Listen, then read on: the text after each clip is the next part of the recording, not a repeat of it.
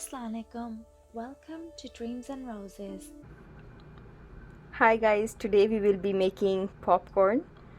To make a popcorn through microwave oven, you need a bag. You can get this bag of popcorn from either grocery store or convenience store. So now we have this bag.